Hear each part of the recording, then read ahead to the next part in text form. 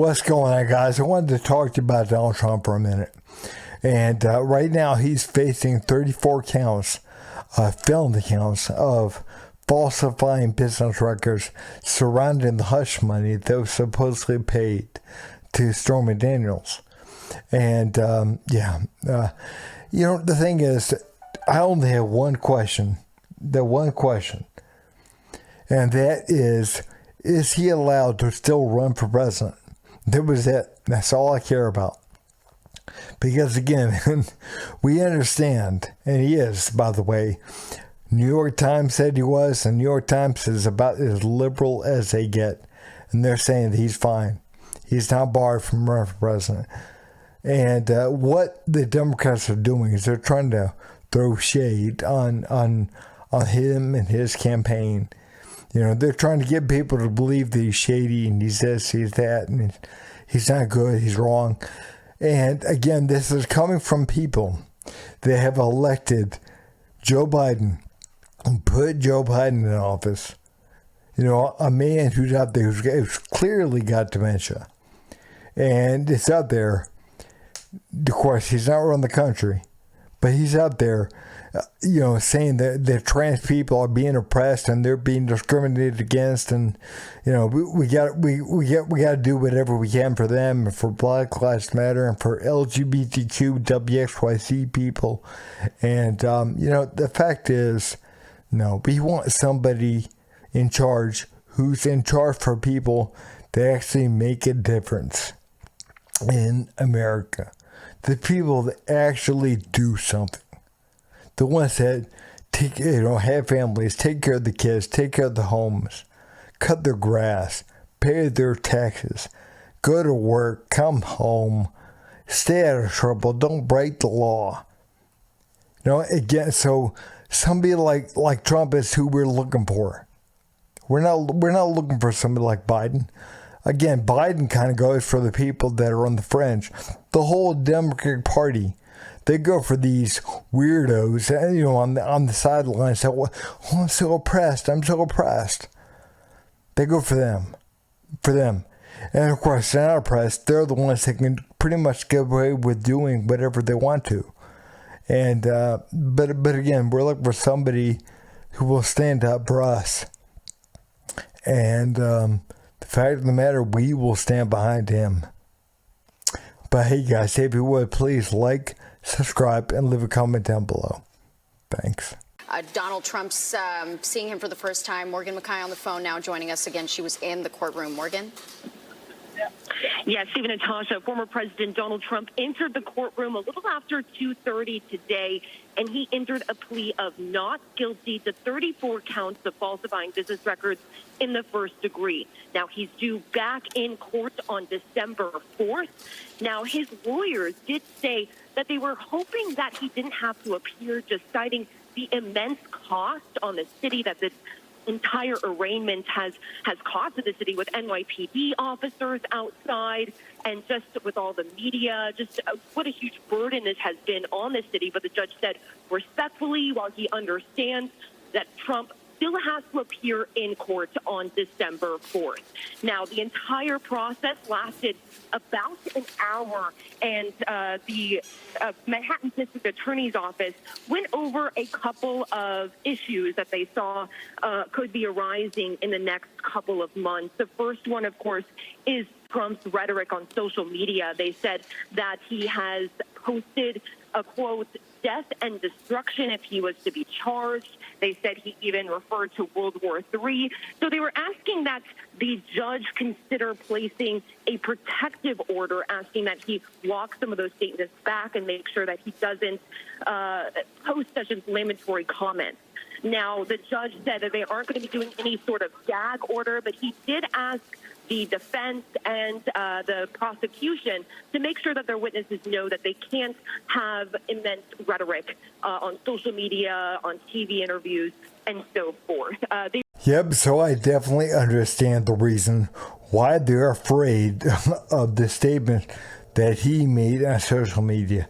I get it. But again, man, do the right come in and tear stuff up and burn stuff down, that kind of stuff?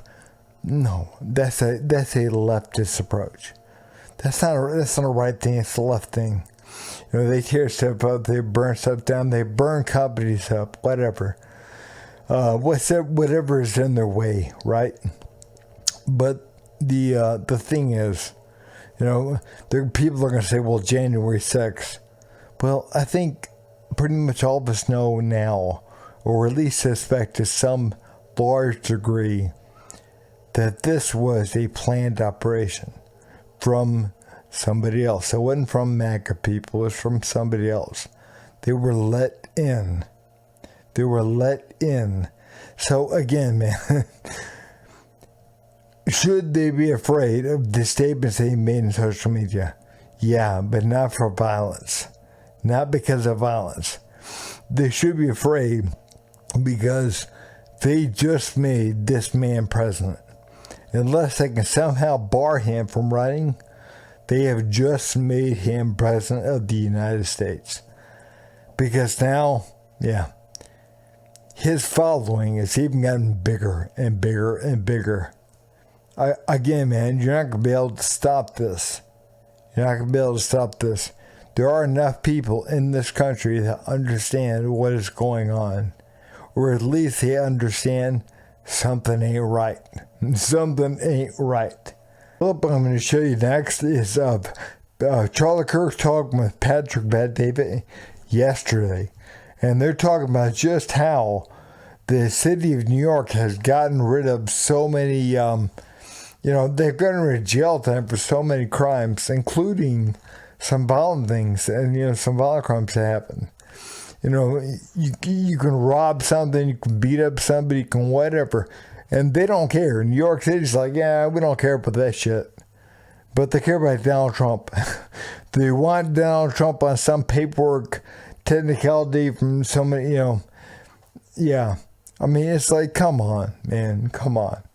Is this really something that we want to show the world right now? With all the problems going on in the world politically. China and Russia kind of coming together, working together on stuff. And you're one to indict a former president for something that happened, close to 20 years ago that's really kind of nothing.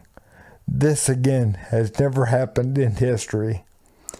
But, let me set that up for you. All public reporting and all leaks from the grand jury, this is a paperwork era that might be a misdemeanor, and upgraded to a felony. While Alvin Bragg has downgraded 52% of previously classified felonies as misdemeanors. So the trend in New York is not felonies, we're going in the misdemeanor direction. We're going to say that if you loot or if you burn or you steal or you do all these things, reduced by 52%. It's downgraded 52% of felony cases to misdemeanors compared to 39%. So it's legit. 13% different, yeah. Yeah, and so he's increasing it now. And so there's a term for this, I didn't come up with it. It's Sam Francis, called anarcho-tyranny, which is the basic things that the nation needs to do to keep yourself safe. Holding murderers accountable, drug trafficking, arson, stuff that we all don't agree with. That we're loosening the sentencing and the policing there, but we're increasing the tyranny for political favored crimes. And so, of course, the political hit job, they're using this for political purposes, but I think there's something a lot deeper here going on. The real crime that Donald Trump committed was winning the 2016 election. And we know this in the psychological literature, the power of trauma, right? And we know about post-traumatic stress syndrome, PTSD. It's not that different. The left in New York, the New York City elite, were legitimately traumatized the night that Hillary Clinton was supposed to break that glass ceiling at the Kravitz Center. And total agreement. Because again, what we're seeing in New York City is we're seeing things reverse. We're seeing the trend reverse, man. Again, they're not wanting to go after people for crimes, for violent crimes, but they're wanting to go after Trump for basically, paperwork and, political hit job. So we got to understand what is happening here, what is going on. They're afraid. They are very afraid because Trump pulled that off in 2016. He pulled this off in 16. And I think a lot of people are concerned he's going to pull it off now. He's going to pull it off at the end of next year when, the election. He's going to pull this off. He's going to get in office again. And they are wanting to make sure that he doesn't. And, I think, again, man, it's really dangerous when, again, people use office for hit jobs. And that's what we're seeing. That is definitely what we're seeing. Do I think this will make it so Trump can't run? I don't think so. Again, I think Alan Dershowitz said the other day that any first-year law student could get him off the hook. So we'll see. We will see. But yeah, this is definitely a political hit piece.